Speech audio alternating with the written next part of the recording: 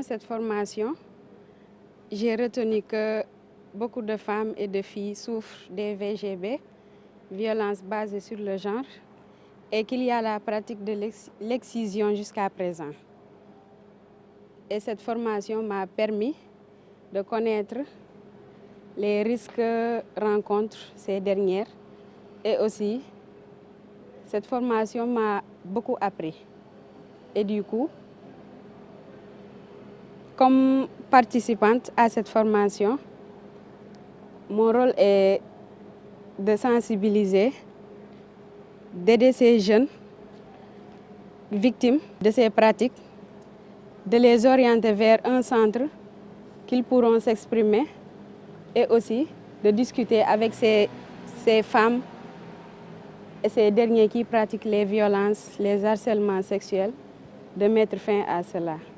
Bon, les doléances que je lance à l'État, c'est que l'État veille sur ces derniers et que la prise en charge de ces derniers soit renforcée du côté juridique, psychosocial, du côté aussi médical de la santé aussi, qu'ils aient un suivi jusqu'au bout et que ces derniers retrouvent leur place dans la société.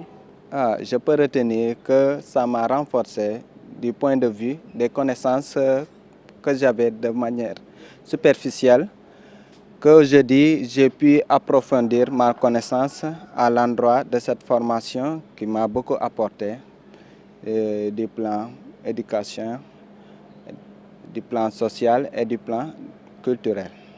Oui, je m'engage à éradiquer cette fléau qui gangrène notre société parce que de plus en plus, à part la formation qu'on a subie, on a pu détecter des problèmes que nous, du côté sanitaire, on n'avait pas ces informations. Mais aujourd'hui, on est plus éclairci dans ce domaine parce que ce que les femmes subissent, parce que les violences concernant leur santé, comme exemple l'excision qu'on a pu nous détailler, les informations qu'on a reçues, ce ne sont pas des images qui sont dessinées, mais des images qui sont tellement réelles au point que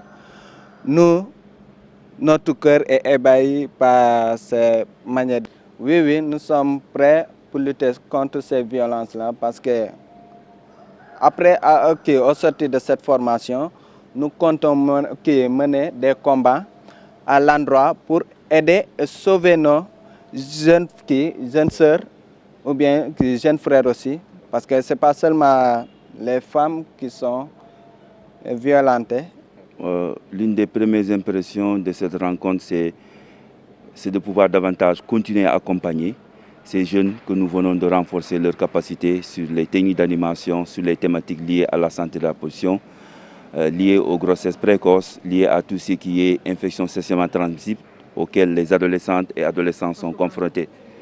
Je pense que la seconde impression, c'est que nous avons vu tout au long de cet atelier l'implication et la participation des autorités.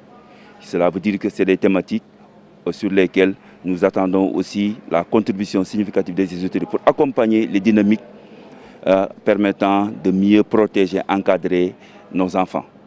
Donc pour nous, ce sont les premières impressions et avec la mise en place du comité de pilotage qui va suivre un tout petit peu la mise en œuvre du projet, nous osons espérer que nous aurons des résultats significatifs à la fin de la mise en œuvre. Parler de la santé de la reproduction de manière générale suscite beaucoup d'échanges, de curiosité, d'interrogations. C'est tout à fait normal parce que ça fait partie de notre vie.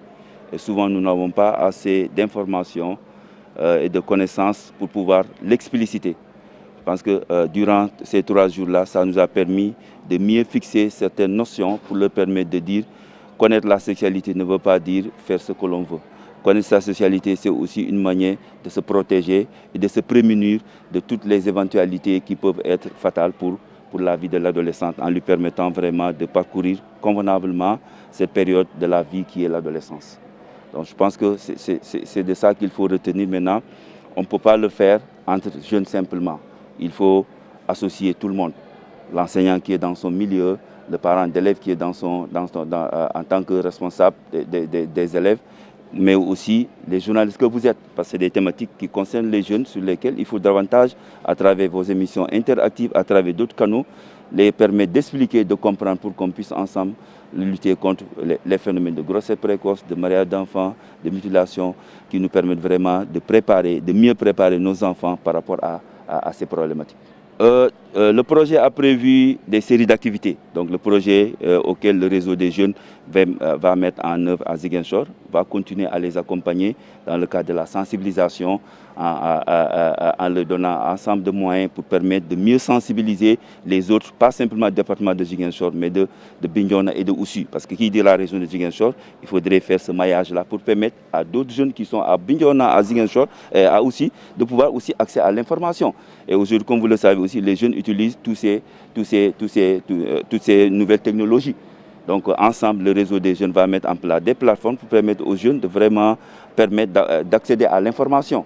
Hier, vous avez vu ici le centre de santé avec la maîtresse sage-femme qui était venue s'enquérir, échanger avec les jeunes. Nous sommes là et d'autres spécialistes sont venus échanger avec les jeunes pour les outiller, les préparer afin qu'ils puissent donner la bonne information à leurs pairs au niveau de leur communauté.